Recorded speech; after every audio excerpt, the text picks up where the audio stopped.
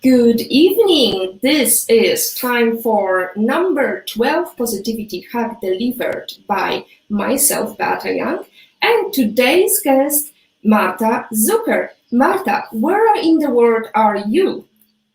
Hi guys, good evening, Beata. It's really great to be here and it's really to see you. It's great to see you.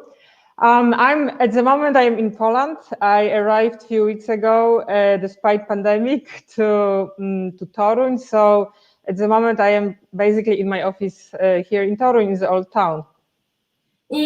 Fantastic. We can see the beautiful building and the beautiful arches of Gothic town of Toruń.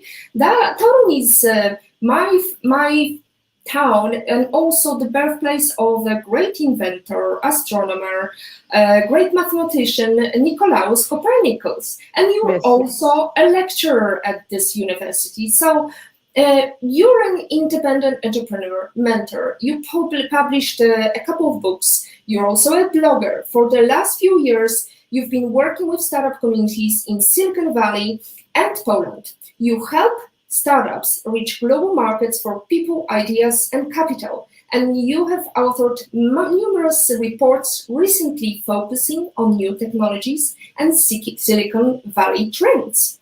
You're a lecturer at Nicolaus Copernicus University in my hometown, Toruń, the birthplace of one of the greatest innovators. So that's today's topic discussion, innovation and creativity in Silicon Valley. So, Marta, when you've written book, Global Women in Startup World, Conversations in Silicon Valley, which is a selection of interview-driven stories told by the Polish female founders who successfully made it to Silicon Valley, why such a topic? Can you explain what is the background of your book? Yes, of course. Thank you, Beata, for this introduction. Thank you for introducing me. Well, yes, you asked about my book, why I have decided to write about women in Silicon Valley. Well, basically, when I arrived to Silicon Valley, I decided to write about startups, and when I understood for myself, which was kind of a discovery which was kind of a discovery for me as well, that the women position in Silicon Valley is actually quite tough. To talk to successful women, and I decided, since I'm from Poland, I decided to talk to successful Polish female founders that are successful not just in Poland but also globally, on global scene, including in Silicon Valley. So basically, this is the idea. So women are playing an increasingly important role in the technology and business worlds. They still face unique challenges and hurdles. So what are the biggest challenges and hurdles? Did you discover the biggest challenges, or are they still unknown? Well, obviously things get a little bit better in Silicon Valley, as I would say everywhere. Like it is a little bit, it's getting better, although women in Silicon Valley are, for example, still it's much harder to get funds for the startups. There is not that many women that are employed in Silicon Valley companies. So all those issues are obviously still existing, and unfortunately, probably because of the pandemic situation of women in, not just in startups, not just in IT, but in general, women in workforce, it is already like proven that unfortunately this situation will probably get worse in many cases, because women are very often the ones that are primary caregivers for the kids, for children. And now when we are all stuck at home during the last year, this was mostly women's role, to not just to work, but also to take care of home, of kids that were stuck at home with us. Mm. So, Marta, as I mentioned, we've got a good selection of books. I'm going to be posting links in a moment. I cannot stop but mention Ellen Kullman. She's the CEO. She used to work as a director at General Motors. She said, a lot of people say we have a meritocracy, but at the end of the day, if everybody in your organization looks white and male, it's probably not meritocracy. The interesting thing is creativity and innovation in not just in one section of the population. Women are graduating from college at the same rate as men. You're entering the workforce at the same rate as men. But with every successful run up that ladder, less and less women are there. So, do you know why such a factor? Why do we have this revolving door issue? Because we talk, Silicon Valley actually defined the issue of women in tech, which is not the pipeline issue. It's not the, we need more women at the bottom. We need more women at the top of the industry. Hence, women on it as well. So we need more women on it, on these positions at the top of the industry to have more role models. Why do you think there is such a discouragement of women making their career to the top? Well, unfortunately, I really think that a very big role is played by societies which are still kind of believing in a myth that women should stay at home, should take care of the kids, and unfortunately, it still exists. This myth that women should really be the ones that are cooking dinner and making the dishes. And many of you would say, oh, come on, this is not true anymore, but this still exists. And if young girls want to study, I don't know, computer science, it's very often still, even obviously it has changed, but it's very often seen as, no, come on, young women shouldn't study computer science, they should rather study, I don't know, literature. And very often it says, well, maybe even don't study, go stay at home, stay with your husband. So unfortunately, big part of society today still thinks this way, and well, we need years to overcome those obstacles. Good.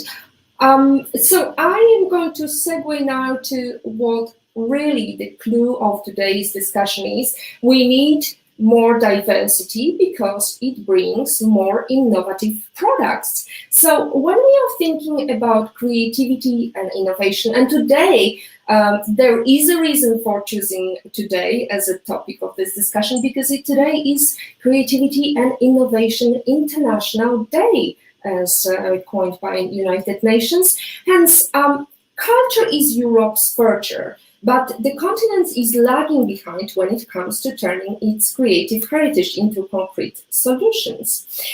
What makes Silicon Valley so unique in terms of innovation? Well, this is a very good question, especially today, especially after 1 year of pandemic, where a lot has changed. A lot has changed also in Silicon Valley. And interestingly, a lot of companies, or some companies, decided to move out of Silicon Valley. Some people decided to move out also. And San Francisco really has changed quite a bit during the last 12 months.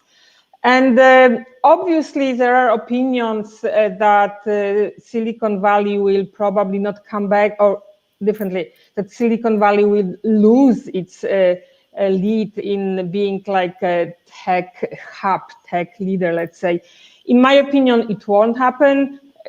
Things will shift, things will change, but Silicon Valley, in my opinion, will keep the thought of new technology. And in my opinion, the innovation that has been born in Silicon Valley for last few years, for sure will stay there. And for sure, well, today, as you mentioned, it's Innovation Day, and for sure we need to think about sustainable innovation, about economies that will be sustainable, about development that will be sustainable. Without this direction, well, humans could face some serious issues, and I'm sure that Silicon Valley will go this direction. The new technology development in Silicon Valley, I'm sure, will go towards well, sustainability and sustainable development. Right, Marta, good point. I wanted to go back to some of the findings of creativity test developed by George Land in 1968. He gave 1,600 5-year-olds creativity test, the same test that he gives to NASA engineers, because what could be better than thinking creativity of how to Houston, we've got problem, how to solve it. So he wanted to see how highly creative they scored. He found that of 1,600 4 and 5 years old, 98% scored at creative genius level. 5 years later, only 30% of the same group of children scored at the same level. And again, 5 years later, only 12% scored. When the same test was administered to adults, it was found that only 2% scored at this genius level. The drop of creativity in a period of 10 years is 86%, which is really shocking. According to the study, our creativity is drained by our education. So, Marta, is our education lagging in creative tasks? And how can we tackle that? Yeah, this is a great question. Well, in my opinion, and probably a lot of you will agree with me, well, unfortunately, our education is in the sense whether we talk about Poland or Europe in general, or whether we talk about the US, for sure education needs to change, the system needs to change in order to let the kids be more creative. Thanks God, it does change already a little bit, but again, this is one of those things where for sure this creativity of young kids is being like pushed down very often. And well, we talk about it a lot. There are conferences, what to do with education, how to change it, how to build this creativity rather than push it down. But I think this is, again, another topic, very hard topic that it's still a very long way, whether we look at European countries or America, in sustaining this creativity, in developing creativity that kids bring to school when they begin to, well, where they begin basically the education.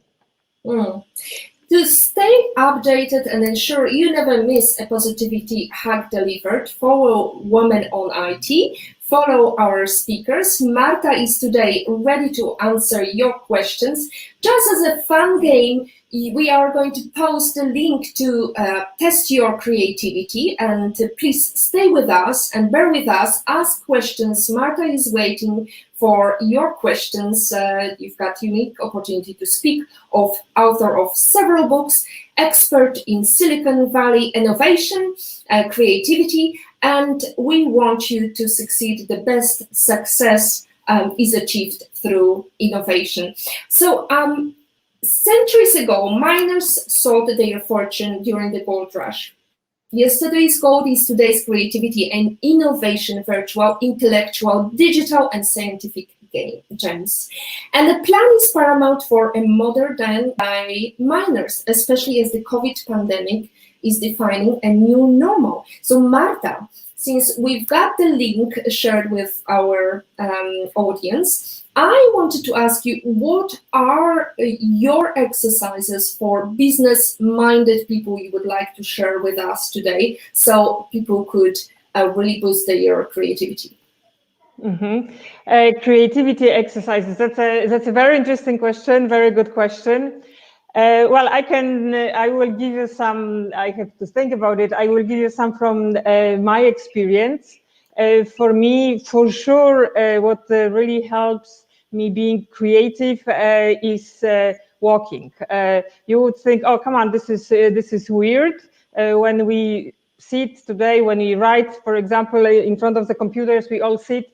In my opinion, walking is really very important in boosting creativity. And for example, when I work with my students before the pandemic, I would always walk. I would never sit during the class. I would always walk. And I noticed that, well, obviously during the last year, I had all my classes in front of the screen. And I noticed that it's harder for me to have the classes in front of the screen without this movement. And so I was reading about it, and some teachers, some lecturers say it doesn't matter, they're completely fine in front of the screen. Some say, no, moving is better. And so I read about this, what are what are the opinions? And I found a very interesting article that said, yes, if there is an opportunity, if there is an option, please move during your lectures. And actually, I found a very interesting course. It's a Harvard class, CS50. By the way, I really recommend this class to everyone on computer science. And actually, the lecturer that is running this class, he is not just walking, he is physically on the stage of a theater, and walking through the lecture. And so this very basic tip on really, if you want to think, if you want to be creative, walk. For me, for sure, it works. It helps me. But well, you will say, oh, come on, this is like such a super basic advice. Another advice, which in my opinion it's really boosting creativity too, is well, today during the pandemic, we can't really go to the bookstores, but I remember when I was living in New York City has like really beautiful, huge bookstores. I would always love to go to the bookstore, and I would try to select a section of the bookstore with books which were kind of totally unknown for me, in the sense like the theme, the subject would be relatively unknown. And in my opinion, reading and like looking through the books, not internet, I say it on purpose, go to the bookstore, hopefully pandemic is finished soon, go to the bookstore and look for topics which usually you wouldn't search through, you wouldn't read, and read something completely different, something which is out of your like everyday thoughts. It's really interesting in my opinion. It really increases creativity.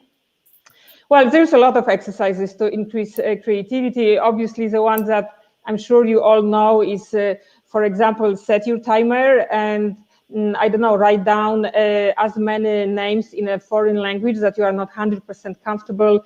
Write names of, for example, I don't know, animals, of birds, of like whatever you think, okay, this is a hard line for me. I like those kind of tests. I sometimes do them when I'm, for example, traveling. When I have to sit somewhere, I try to come up with as many words or as many specific words which are connected to specific industry or interests, and do it really fast. So in my opinion, well, those are a couple of examples. There are a lot of examples how to boost your creativity. If you are feeling good in drawing, you can draw. This is very famous exercise. I always give this exercise actually to my students. Draw 30 circles, and then within a few minutes try to make every circle a little bit different. Make a different picture with the circle. This is if you feel comfortable with drawing with your pen. So this creativity boosting is really helpful, and you can, moreover, you can do it really in many different situations, whether you want to be more creative because you are talking to your students, as I gave you the example at the beginning, or you want to kind of tickle your mind a little bit when you are on the train. Did we lose connection?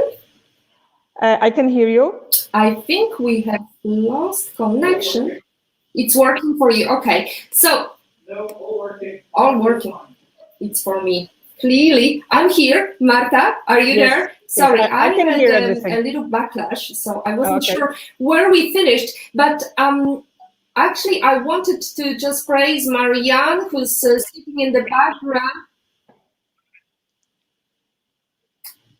Great insights, Marta, and I can't wait to take the creativity test, Beata. Thank you. Thank you, Marianne. You can test your creativity soon. I cannot stop but think about the creative mind from Poland. Józef Hoffman, who is a musician and who created a paperclip. And I think that's also a great exercise to think about 100 ways of using paperclip. And you will be amazed how many ways you can use a paperclip. Dear viewers, perkers, wherever you are, think about ways you can use paperclip for and give us some hints. Maybe we can creativity stir today some ideas, and maybe we can invent something new. So when I think about the great inventors, I cannot stop but think about Wojcicki family, and you got an interesting story about, and I think the upbringing plays a vital role. Could you tell us a little bit about that family, Marta? Yes, of course. This is a very interesting family. And Esther Wojcicki, mother of 3 daughters, including Susan Wojcicki, who is today CEO of YouTube. Esther Wojcicki, a couple of years ago, she wrote a book, How to Raise Successful People. In my opinion, really wonderful book. I really recommend this book to everyone, regardless if you have kids or if you don't have kids. Regardless the age, it's a really very interesting book in my opinion. And the family, as you see on the slide, is also, it's interesting because those are 3 really successful daughters, and the family also has Polish roots, because husband of Esther Wojcicki, Professor Wojcicki from Stanford University, today retired. He was a physician. He came to the United States as a child. So the family has Polish roots. I always, when I talk about women in Silicon Valley, I like to mention this family. I like to mention again Susan Wojcicki, who is CEO of YouTube, and she was actually in Poland a couple of years ago in Warsaw. So yes, this is for sure very important to have a bond with your family, and I'm glad that this Silicon Valley family has Polish roots. It's always nice. So we've got Polish roots with you as well, and I have to say that it was actually your mother who got us connected a couple of years back when I used to organize a startup group called Mission to Run. Dear viewers, don't let us distort your viewership, and I would like to segue from our lovely talk about families into our family-oriented Racy Mendoza, who's asking a question to Marta. As a career woman, how do you move forward when somebody is telling you that your idea won't work? Mm-hmm. Marta, that's a tricky one. Yes, thank you very much. This is a very good question, and I'm very glad that you asked it. This is connected to feedback. And in my opinion, this is one of the hardest things, really. First of all, to receive the feedback, and second of all, to know what to do with this feedback, because we all work on certain ideas, and obviously not every idea will be perfect. Not every idea will work, exactly as you say here. And it is really very important to ask for a feedback. And it's actually also hard to, because people very often don't want to give this feedback. This is one of the trainings that I always do with my students. Please give feedback to your colleague after the presentation. And students usually don't want to do it. And so taking feedback, which will be also not very good maybe sometimes, which maybe will be a little bit negative, or even just, oh, come on, this idea is not good that you have, or what you're doing is not good. This is a very, very important skill to take this feedback, to understand it, and to think about it, and to really do something about it. And we might decide, maybe this person is right, maybe I should think about my product or about my idea in a different way. Maybe I need to implement the feedback, maybe try to get more out of this feedback. Why my idea doesn't work? What is wrong with this idea? So if you are able to get more of that feedback, that would be even better. So this kind of negative feedback is really, it has huge value. And to take this feedback without feeling, oh my God, I'm terrible, I can't do anything, without being this negative about yourself, this is also a skill.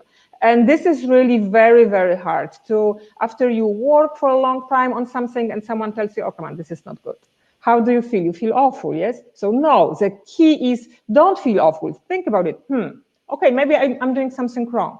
Or maybe not. Maybe I'm right. Maybe I know, and I will proceed further and see what happens. So this kind of, again, taking feedback is a huge skill, and giving feedback also. So even if you get a negative feedback, never be okay, I'm done. I can't go ahead anymore. Go ahead more.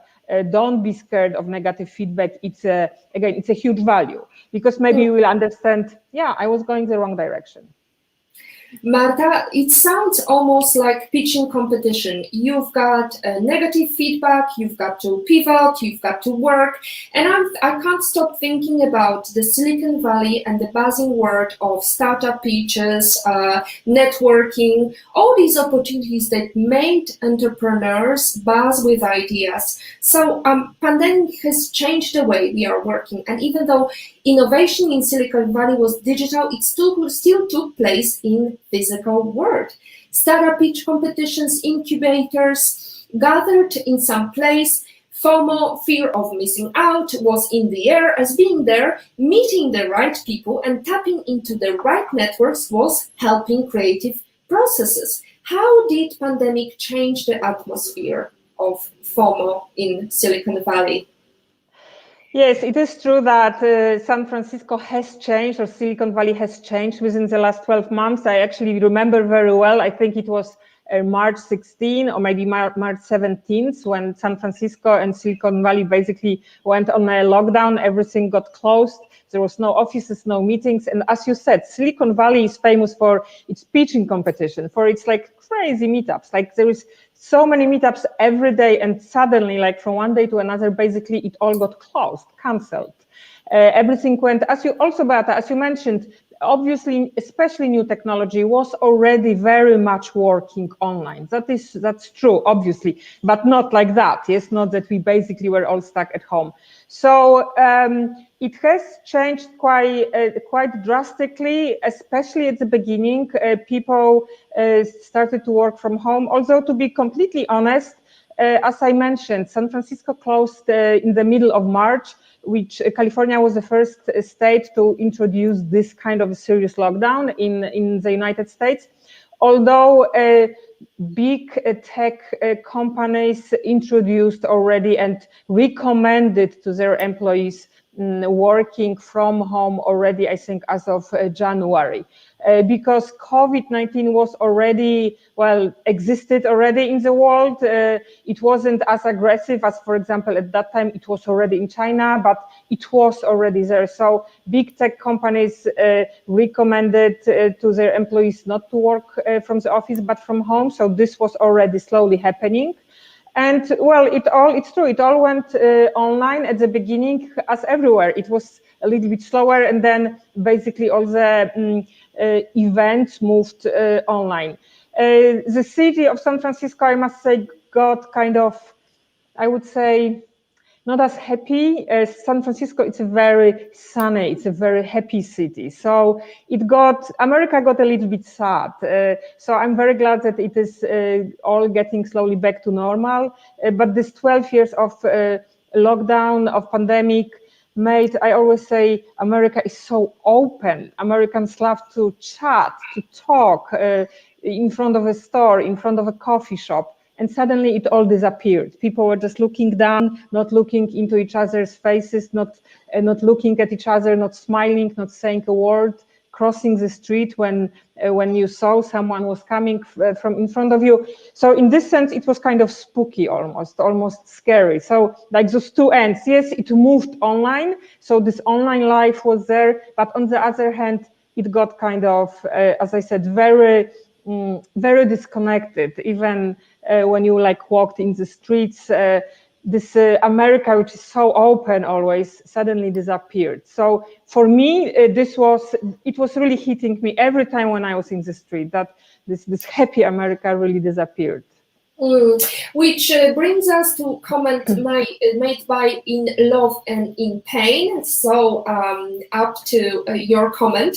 I am so happy for this opportunity. This topic is really interesting. Well, In Love and in Pain, I hope after this you will change your name, because you're so happy and positive and creative that we can have some smiling faces, not just COVID depressed. So we've got a tricky question from Agata Bellon. Agata is asking, is Silicon Valley a center with better innovation or just a big network with big money?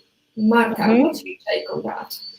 Thank you, Agata, for this question. Again, very good question, very interesting question. When you look at Silicon Valley, especially from outside, it's true. Is it really innovation, or is it just huge money? So very simple answer would be it's both, really. Silicon Valley is innovative and it's innovation, and you would say why? Well, because there is this big network. And why there is a big network? Because there is also a big money and innovation. So it kind of all works like a perfect clock, or like a clock, maybe not perfect always. Even though I really like Silicon Valley, I live there, but I'm far from saying that it's perfect, but it does work. People come to Silicon Valley for a reason. Also for a reason, as you mentioned here, because there is big money in Silicon Valley. So for that reason also, because there is big tech in Silicon Valley, because the investors are there, because you can meet really very interesting people there. Let's forget about pandemic for a while. You can really meet during meetups, you can meet in person really big names, interesting people that come from all over the world to Silicon Valley. So it all kind of works together. So this innovation, which is there in Silicon Valley, wouldn't happen with all those with also those things that you mentioned here, without all those people that come there, which is this network that you mentioned, and also without that money, which is there. So without big, again, as I already mentioned, without big companies, but also with all the startups, which place themselves very often in San Francisco or in Silicon Valley. How it will change after pandemic? It is very, very interesting question. Because a lot of tech companies already decided that workers, employees don't have to come back to the office. Some of them are still making a decision. I'm sure that some of them will say, yes, our employees will come back to the office, but for sure it will shift, it will change. Interestingly, how it will change, but not for sure innovation won't disappear from Silicon Valley. I bet on that. Well, by their nature, large companies typically can't foster a culture of innovation. Moving anything across the big corporation takes time, effort, everybody has to be briefed, and they err on the side of reducing risks, and their fastidious, cumbersome processes aren't exactly conducive to creative thinking. How is Silicon Valley playing a role for big corporations? Well, in my opinion, I would bite this question maybe a little bit different. Not necessarily how is Silicon Valley, how is innovation in general, this innovation of Silicon Valley, how important it is for big corporation and big corporations. And actually, a couple of years ago, I was involved in a very interesting project, how to connect startups to big companies, to corporations. And this is like a very, very interesting and very important topic, and also very important task, because big companies are not able to, or are not able to introduce innovation in such a fast way, in such a proper way, let's say, as startups could do it. So that's why corporations really need to work with startups in order to implement innovations that actually sometimes they don't even know what kind of innovations they need. Corporations, they often know, yes, we need to innovate, we need to do things differently, but we don't know exactly how. That's why they need this startup culture. That's why the startup culture they really need to cooperate with startups. And I remember once I was on a meeting with a few representatives from a few corporations, and they said a very interesting thing, that it's actually really hard to find the right startups, to get in touch with them, and to find the startups that will really be able to help innovate their solutions, to implement this innovation in the company. So this cooperation of startups and corporations, even though the topic is already more than a few years old, it's still very important, and companies really need to work with startups. And I think more and more big companies understand it, that they really need to implement innovation, and it should be done with the help of startups. Maybe they need to take that test that Justin just exactly. And she is happy to report that she got 67.77 creative wow. level. Well done, congratulations, Justin. I'm very proud of you. I have to do it again, but I have to say it is quite tricky because you don't know what to answer. One question we have in line, and the production team is reporting to me that unfortunately Facebook doesn't work for comments. I'm sorry about that.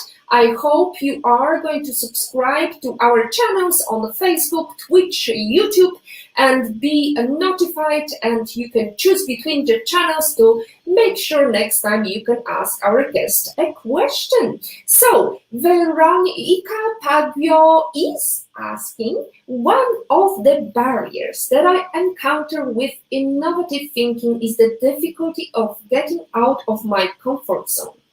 How, in your opinion, can one overcome being stuck in one's comfort zone? That's a tricky one.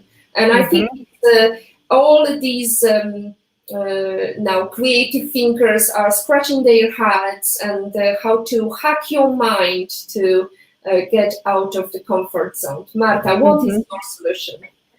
Ika, again, very good question. This is a very interesting question also. Getting out of the comfort zone, it's the key, whether we are talking about innovation, whether this is actually the thing that I always tell my students during the first class. During this class, I really want you to think out of the box, not to be scared, and to get out of your comfort zone. Exactly this, what you are asking about, Ika, and then how to do it. That's why this is such a great question, because it's really not very easy. So how, for example, I'm trying to, again, this is a little bit related to what we were talking about before, how to boost our innovative thinking, how to think differently. And I mentioned it already that one of my exercises, I used to do it a lot in New York City, is going to the library, to the bookstore. It could be library too, obviously, and look for a different book from absolutely unknown topic for me. What I actually also do, I like reading books which are, well, not totally out of different topic, but which have nothing to do with, for example, innovation. I really like history, and I, for example, read often, well, history books. So people are like, oh my God, why would you read about Poland from 19th century?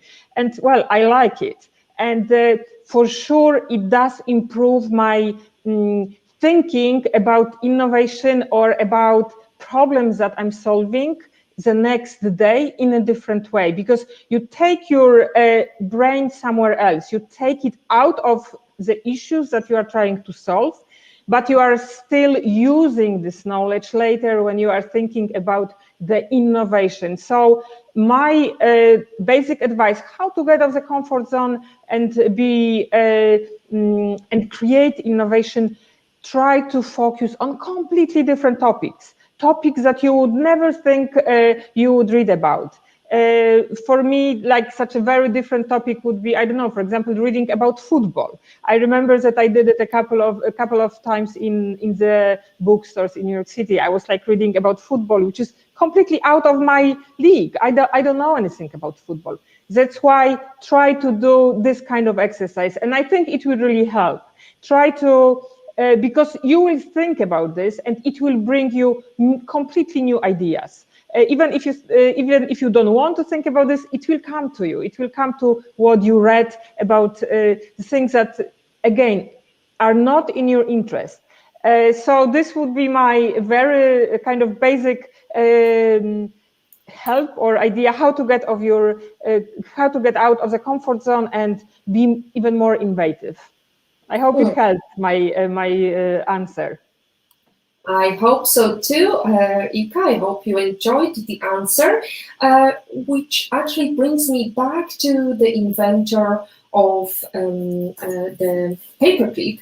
Joseph Hoffman, he started thinking about it when he looked at the key, at the notes or the violin, how it's shaped, and he thought, well, that would be a good way to also hold all my music notes together. So I'm thinking about innovation and creativity in Silicon Valley, and I can't stop but to think about the early speech recognition software that struggled to recognize women's voices. I also remember the face recognition software by IBM, which was very, very efficient, 98% efficiency. But when you looked down the numbers, it turned out that the least predictive it was, artificial intelligence, didn't work for Asians, people with darker skin colors, with females of different racial backgrounds. Why is innovation skewing out women? Why is it important to have diversity in innovative teams, Marta? Yes, again, this is a topic we can talk about for the whole night and more for weeks. Unfortunately, it is true what you mentioned, and also the slide that you just showed, that the speech recognition software wouldn't recognize women's voices.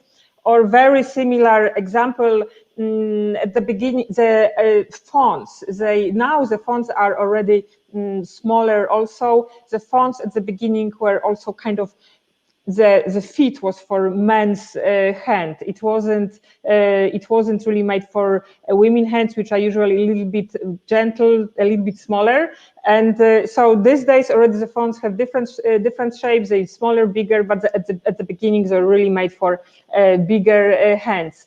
When you were telling Beata about those differences, I just took a quick note not to forget.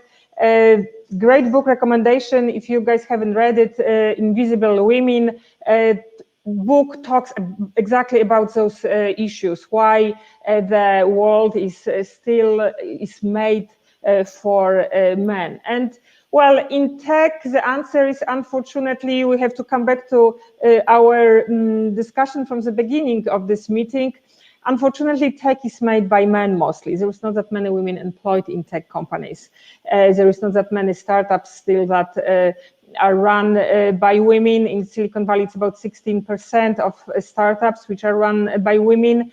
There is women startups don't get money so easily as men get money, in the sense get funded. So all those reasons, behind all those reasons, there is explanation why tech is made by men and for men, unfortunately.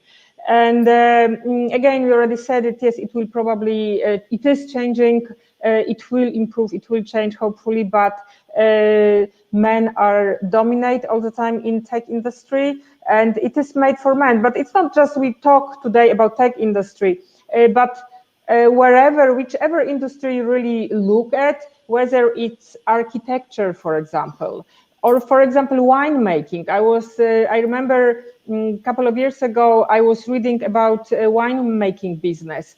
And it's because Napa Valley, which is north of San Francisco, which is a place where really beautiful American wines are being made. Napa Valley wine industry, it's also man-dominated. Read about wine industry if you have some free time.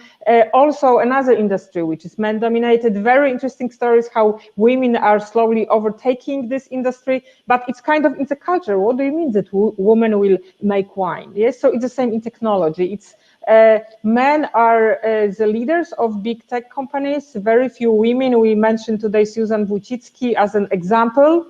Mostly it's men, and even though I always say that diversity is obviously exists in Silicon Valley because so many people comes to Silicon Valley, so this diversity exists there, but it's still men that are in charge. And now answering the second part of your question, why it is so important that we have diverse teams. Well, think about this. It's already known, obviously, that diverse teams are more creative. But when you think about it, why? You have people from different cultures, from different backgrounds, from different experience. So obviously, we will look at the same problem completely different.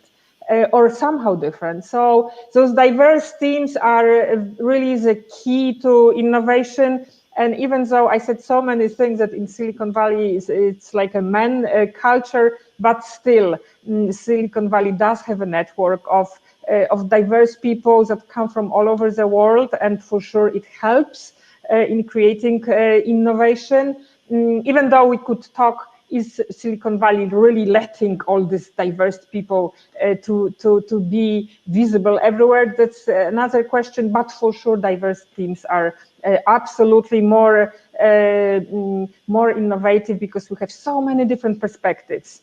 And unfortunately, Poland is still very closed. It's a country which is not very diverse. I really wish it will change one day. That's why actually I really love America so much, because it is, with all its problems, but it is a diverse country for sure.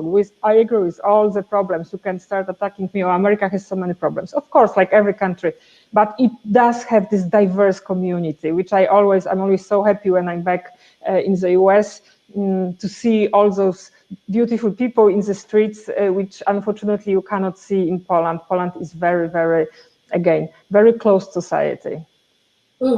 Marta, I cannot stop but mention the fact that I'm speaking from Malta, which is somewhat more diverse than Poland, for example, yet still there are not that many products that are focused on or that are innovative. We have other countries in Europe that managed to break through, like a great story of a successful startup with Skype that was sold to Microsoft, and they kind of, I would say, destroyed the great product. I have to ask you about innovative leadership, because it's the ability to inspire productive action in yourself and others.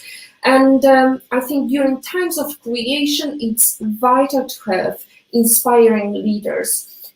what do you think is the key facet of inspiring leader? And before we dive into this question, I just wanted to mention Ika is saying that it's a very good way to put it in terms of ways of how to leave your comfort zone. So thank you, Ika. It's lovely to see you're tuned in and you're listening and you're taking active participation. So Marta, can you tell us what are the mindset of a successful leader that is leading innovation team? Well, for sure, a successful leader, today's successful leader really needs to be very open-minded and needs to be able to listen to the team and to talk to the team. And what is most important, if there is something going on in the team, the leader needs to take it on his or her shoulders. So I always say, if everything is good, this is a team work. Although when there are issues, the leader should step ahead and take those issues on his or her shoulders. And also, which in my opinion, and this is an advice to not just to the leaders, but especially in my opinion, a successful leader really needs to have around himself or herself people smarter than he or she is. And this is the key to every successful company, that we really need to surround ourselves with people that know better, that know more than we do, especially in certain parts of our companies that we might not, we don't know everything in our company, how it should develop. So absolutely being able to communicate with the team, being extremely open-minded, and for sure being able to employ people that are smarter than we are, which is very often not the case. Employers very often don't want that, and this is a very good feature of a successful leader. Yes, have around yourself people that are smarter than you, and take all the negatives to your shoulders, and good stuff. Yes, this is my team. I don't know if I didn't lose you, Beata, because I can't hear you. We just had a brief interaction by ice cream company, and they are just delivering some ice cream. It's not really innovative way of delivering in pandemic, but I guess that's the way to do it during COVID, and to make this sound very, very big. So we've got a comment from Patrick Young, who's had a very exciting show last night about blockchain, and he touched upon some creativity and innovations in that field. Fabulous creative discussion, ladies. Thank you so much, Patrick. We've got 5 minutes to finish our show, so I encourage you to ask questions. If you have any questions to Marta, I would like to also remind you to subscribe to our channels. That way you will never miss another positivity hack delivered. Today's topic is innovation and creativity, and I wanted to ask you a more kind of also another creative question. Let's say that.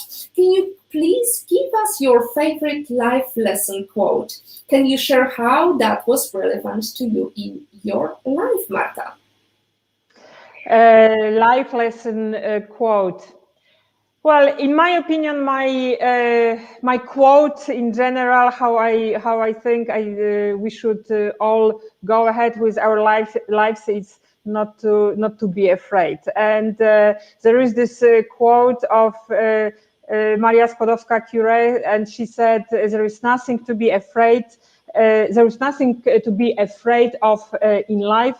You just have to understand it." This is a full quote. This is like maybe hard to remember, although a shortcut of this quote is really just don't be afraid. And if there is anything that you are afraid of, just make sure that you break those fears. I remember when I was a kid, I was already following kind of unconsciously this rule, but I remember that I was always like, oh my God, I'm so scared of that.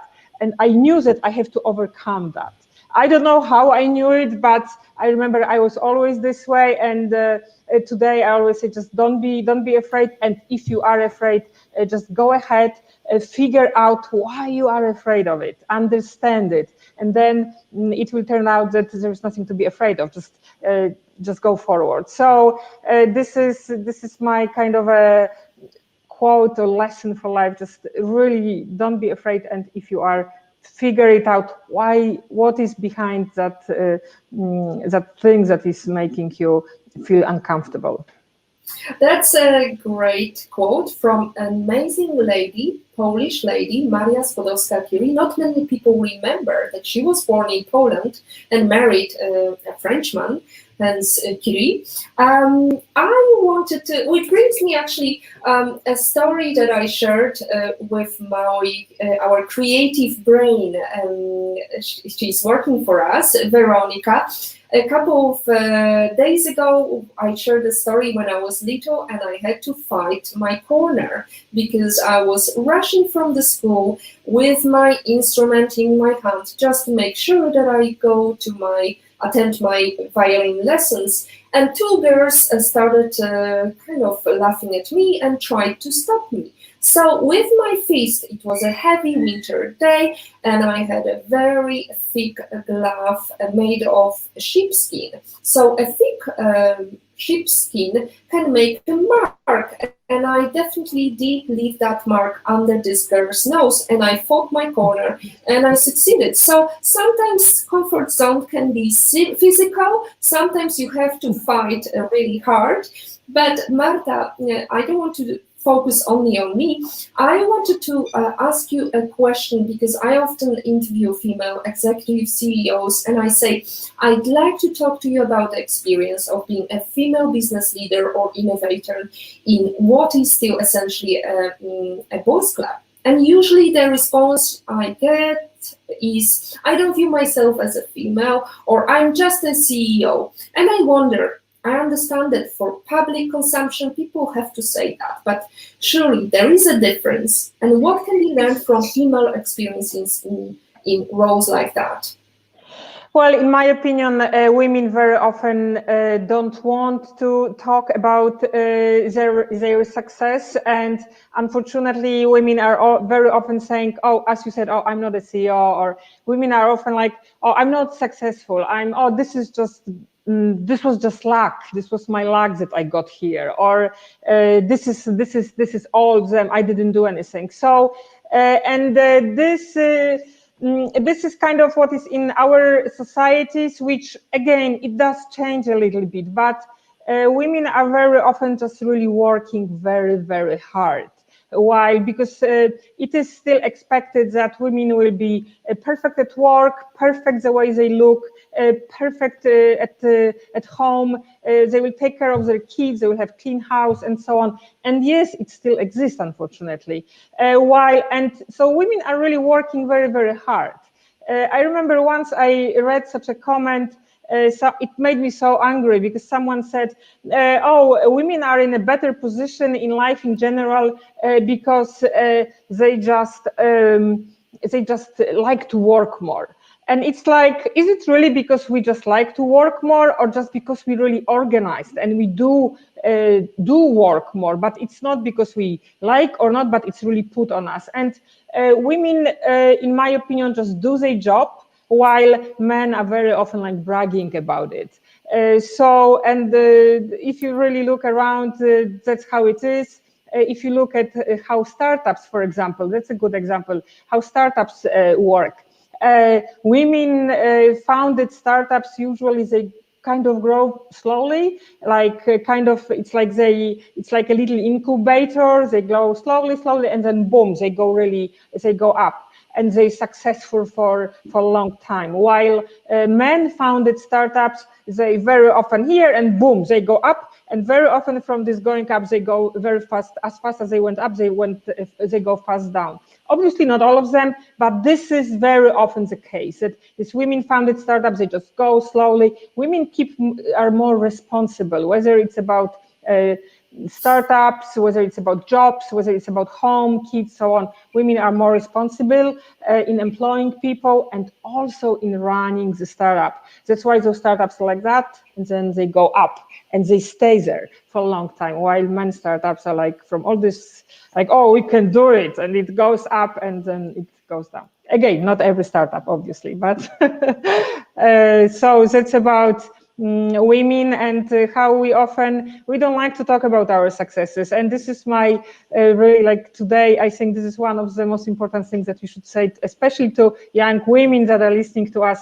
Please talk about your successes, whichever, if it's a small success or big success, please talk about this. Yes, this is my success. This is, women don't like talking about this. Well, it reminds me a great quote by Cindy Gallop, who said, brag as much as you can and you're still not going to brag as much as men do. So I would highly encourage you to brag about your successes, and today's bragging is focused on Marta Zucker. I'm very delighted and I'm very happy to have a successful woman on our channel. Positivity Hug delivered. And this comes to the last question, which is, imagine the pandemic is over, Marta, and you can invite to breakfast any person in the world. Who would you love to have a private breakfast with, and why? And which place would you choose? This is such a beautiful question, because pandemic is over in your question, and the person I would like to have breakfast with, I think I would choose, honestly, Jane Goodall. I think she is a person that world today really needs. Today's world needs more James Goodalls, and unfortunately, we don't have a lot of people like she is a person that is really saving this world. And she can try to listen to how Jane is talking about her work, about what is important in the world. She can talk about issues which are really crucial to the planet, to humankind, and she can explain it in very simple way, so everyone can understand. Look at her work, how much she did for, I would say, for the planet, for animals, for humankind, for all of us. So yes, this I think that would be my. I'm sure that would be my person. I would be honored to spend time with. Marta, I wish that your wish will come to fruition one day or the other, whether before pandemic or during pandemic or whatever happens. I've heard that you took your vaccine, and Poland is quite efficient in terms of vaccination. This is the end of Positivity Hug delivered, but it's not the end of our positive thoughts sending to you. I just wanted to thank all our viewers, especially Inka Paggio, Agata Bellon, Marian Madera, Reisi Mendoza. In love and in pain, I hope no more, because she's going to be segueing into in love and in positive thoughts and in creative thoughts after this creativity and innovation speech by Marta Zucker, whose books been mentioned. I hope you can buy them on Amazon. They are available to purchase. We talked about how female can tackle the challenge of creative thinking processes. I hope you're gonna take your test. Justin reached almost 70%. I have to say I was slightly above 70%. I used to be more creative. I took a test sometime in Poland about 15 years ago, and it was about 86%. So I have to work on it again.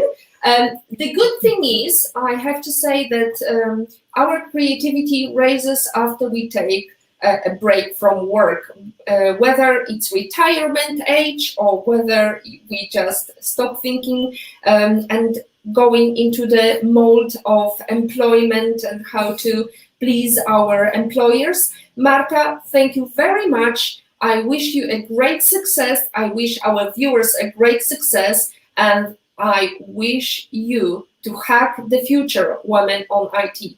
Thank you. Good night. Thank you very much, Beata. Good night. Thank you for having me here. Thank you to everyone. Thank you. Thank you.